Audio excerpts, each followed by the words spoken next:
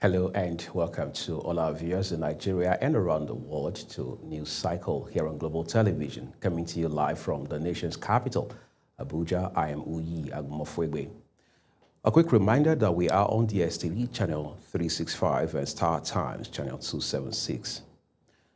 The World Health Organization, WHO, says Nigeria and 11 other countries reported major cholera outbreaks in 2024, each recording more than 10,000 suspected and confirmed cases. The organization's data indicates that other countries are Bangladesh, Comoros, the Democratic Republic of Congo, Ethiopia, Somalia, South Sudan, Tanzania, Yemen, Zambia, and Zimbabwe. In its latest updates, the WHO said the seventh cholera pandemic continued to expand last year with a total of 560,823 cases and 6,028 cases reported from sister countries, which shows an increase from 45 countries in 2023. The Nigerian Association of Resident Doctors, NARD, has suspended its 5-day warning strike 2 days after it began. President of the association, Dr. Tokbe Oshundare, disclosed this in a WhatsApp message stating that the association has also given the federal government an additional 2-week ultimatum to meet its demands.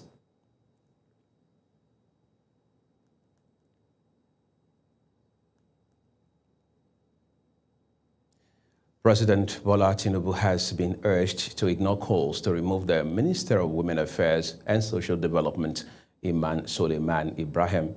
The call was made by protesters who stormed the office of the Civil Service of the Federation and Ministry of Women Affairs, calling on Tinubu and Head of Service, Dr. Didi Esther Walsin-Jock, to ignore the call to remove the minister.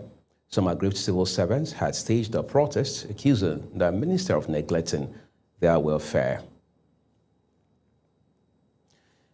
In a different development, President Bola Tinubu has flagged off the second phase of the Makurdi 9th Mile Dualization Project, a $950 million highway expected to boost trade, agriculture, and connectivity between the North Central and Southeast regions. Global TV correspondent Felicity Indere has details. The city of Makurdi came alive as Governor Hyacinth Alia, on behalf of President Tinubu, unveiled the second phase of the Makurdi 9th Mile Dualization Project, a 260-kilometer stretch translating into 520 kilometers of dual carriage. But I'm happy that today the governor of Benue State will flag off this very important flyover. With a financing value of $950 million from China Exim Bank, Governor Hyacinth Alia described the project as a game-changer, stressing its potential to boost agriculture, commerce, and regional integration. Our farmers are now getting into different frames of farming, including vegetables, which by the advent of this road, they'll be able to harvest in the morning, get over to Abuja to do their fresh farm sales. And it's one of the great economic experience we're going to have. The Minister of Works, Dave Umahi, says the project stands as one of the most ambitious legacy road projects under the Tinubu's administration. This flyover was never in the budget, but it's a gift of President Bola Tinubu to Governor. And I'm happy with, Wang, because I was coming to make a fight. The governor requested for this, he has paid compensation, so why wouldn't we do it? The contractors, China Harbour Construction Company, assured timely delivery, provided compensation and land acquisition challenges are addressed. And our strategy is to do the work simultaneously. Every section we do the work together so we can do it efficiently. And I want to give my assurance, we want to work it very fast. Governor Alia later joined the Works Minister, Senator Dave Umahi, to inspect other federal projects in Makurdi, including the Makurdi-Boko Road and the high-level underpass. Upon completion, the Makurdi 9th Mile Dualization is expected to open up Benue's agricultural hub, enhance regional trade, and ease travel across economic corridors linking the North Central to the Southeast and beyond. In Makurdi, Felicity Ndere, reporting for Global TV News. Well, thank you so very much, Felicity. Minister of Youth Development Ayodele Olawande has urged Nigerian youths to participate in the federal government's Youth Economic Intervention and De-Radicalization Program to address youth unemployment, economic marginalization, and exclusion. The minister, who was represented by Director of Finance and Accounts, Dr. Warren Augusta, spoke at River State Stakeholders Engagement Forum held in Port Harcourt, the state capital. He noted that the program initiation has a commitment by the federal government to tackle unemployment, poverty, and radicalization among young Nigerians, issues threatening the country's socio-political stability, national security, and economic development. Zamfara State's Governor Dauda Lawal has pledged his full support for the growth and development of the newly established Federal University of Health Sciences and Technology. Speaking during the official inauguration of the Pioneer Vice-Chancellor in Abuja, the governor described the institution as a life-changing project that will open new frontiers in human capital development as well as healthcare delivery for the people of the community and beyond. Represented by Head of Service Yakubu Sani Haidara, the governor explained that the establishment of the university would not only expand access to advanced medical training, but also position Zamfara State as a strategic hub for healthcare innovation.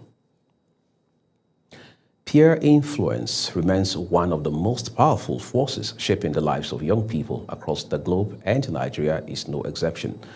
While it sometimes drives positive change, experts warn it can also lure youths into destructive choices. Global TV's Kabir Hassan hit the streets of Abuja to hear firsthand from young Nigerians on this everyday reality. For many youths, the desire to fit in is overwhelming. Psychologists says the strong need for acceptance often makes teenagers and young adults vulnerable to peer pressure, sometimes leading to negative behaviors such as drug abuse, cultism, and internet fraud. But not all influences are harmful.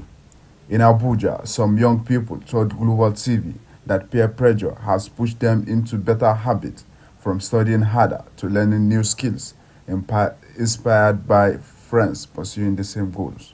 The side effect of peer pressure is a bad side. One, you lead to go and do bad things. If you are not a patient type, you lead to go and steal, you lead to go and do something you never expected in your life. The best way to do is just to avoid. It does more harm than good.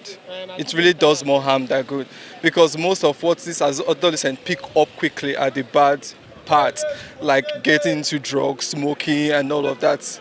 I think when you're pressured to do some certain things, you know it's definitely bad. There's no much good coming from that. Some bullies, so it might want to be like, it might be like you don't have the strength they have, and the thing might disturb you mentally or emotionally, and sometimes some people start, let's say a place like boarding school now, before you know, you can start taking drugs. There's a lot of pressure, especially negative pressures are more. We have more negative pressure in pairing something than the positive one. Still, stakeholders caution their guidance is key.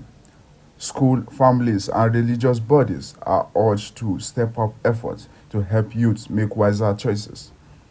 They stress that while peer pressure can be a source of motivation without proper direction, it risks undermining the future of Nigeria's next generation. Take their time, make thorough research before they join one or two groups. You understand? Because I don't know, some people they don't know. By the time they get into it, to come out, it will be hard for them. What can be done mostly to that effect is, I think, more work has to be done on parenting to sort of protect the children from when they go out there and meet other people. The positive side, like later on, I see joined one or two groups that we have. We normally have tutorial together. We help ourselves. What you don't know, you say, oh, guy, what do you know about this? What do you know about this? And they will just come around, oh, let me teach you about this course. Peer pressure is inevitable. The challenge is making it work for good, not harm. Kabir Hassan, reporting for Global TV News. You're watching a live broadcast of News Cycle. Where the rest of the broadcast returns shortly, Israel intensifies Gaza strikes, issues threats to residents to move south. Details coming shortly, plus business and sports stories for you after this short break. Please don't go away.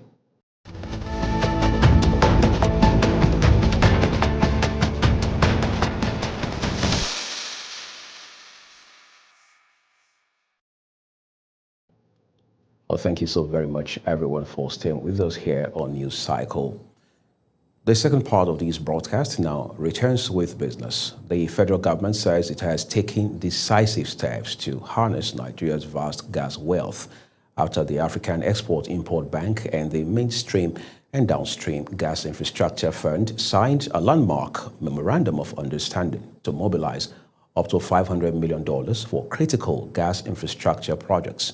The agreement, announced in a statement from Cedros Group Africa, was signed on the sidelines of the Intra-African Trade Fair in Cairo, Egypt, and facilitated by Cedros Group Africa.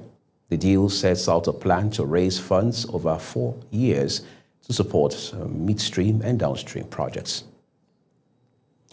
Away from oil and gas sector now, the United States has cut its imports of Nigerian goods by more than 40% in just 1 month, heightening concerns about the fragile nature of Nigeria's trade relationship with one of its most strategic partners. The collapse in imports coincided with a sharp fall in United States exports to Nigeria during the same month, from $990 million in June to $584 million in July.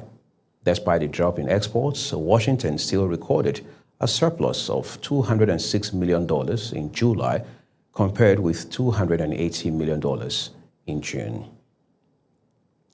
Let's take you further into the foreign scene now. Israeli army is intensifying its military operations in Gaza City, threatening Palestinians to evacuate southwards as attacks accelerate. A post on X by the army says more than 250,000 people have reportedly fled the city.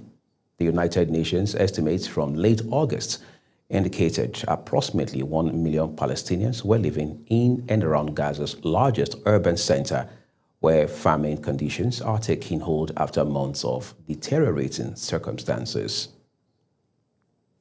United States President Donald Trump has called on all North Atlantic Treaty Organization, NATO countries, to stop buying Russian oil and place tariffs on China of up to 100%. Posting on social media, Trump questioned NATO's commitment to winning the war in Ukraine.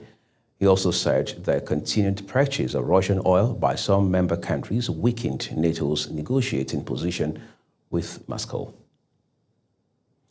Venezuela has accused the United States of illegally boarding and occupying one of its fishing vessels in the country's special economic zone, further escalating tensions between Caracas and Washington. In a statement, Venezuela's Ministry of Foreign Affairs said the vessel carrying 9 humble and harmless fishermen was intercepted by the United States destroyer USS Jason Dunham. The move follows a United States military strike in the Caribbean that killed 11 Venezuelans and sank a boat that the administration of U.S. President Donald Trump claimed without evidence had been transporting narcotics. And now time to go find some excitement from the world of sports. Mohamed Salah's stoppage time penalty has handed Liverpool a dramatic 1-0 win over Burnley, sealing their 4th straight victory of the season. Burnley had frustrated their visitors for most of the match, even after going down to 10 men in the 84th minute when Leslie Ugochukwu was sent off, but a late handball by Hannibal Mejbri gifted Liverpool the breakthrough. Salah converted from the spot in the 95th minute to extend Liverpool's unbeaten run and keep them top of the Premier League table with 12 points, 3 ahead of Arsenal.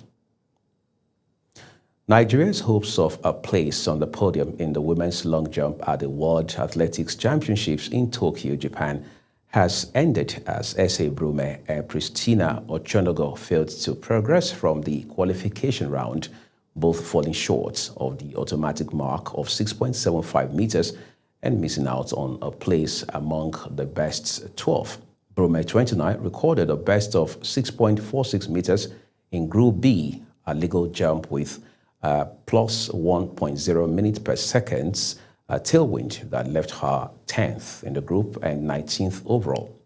Ochonogo 19, on the other hand, who was making her World Championships debut, managed 6.05 meters in Group A to place 16th in the pool and 33rd overall.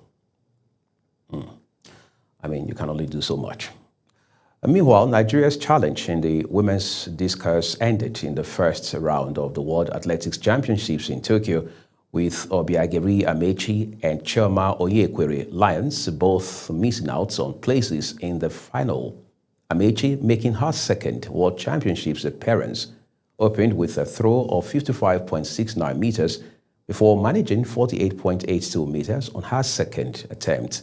She was unable to find the improvement needed on her third and final effort and bowed out in the qualification stage. They say if at first you don't succeed, dust yourself up and try again. And that's it on News Cycle. A quick reminder that Global Television is on DSTV channel 365 and Star Times 276. Kindly follow us across all social media platforms using @Global TV NG as well as other handles as you now see on your screen. I am Uyi Agumofwegbe saying a big thank you to you for watching. I'll see you when it's time for News Prime.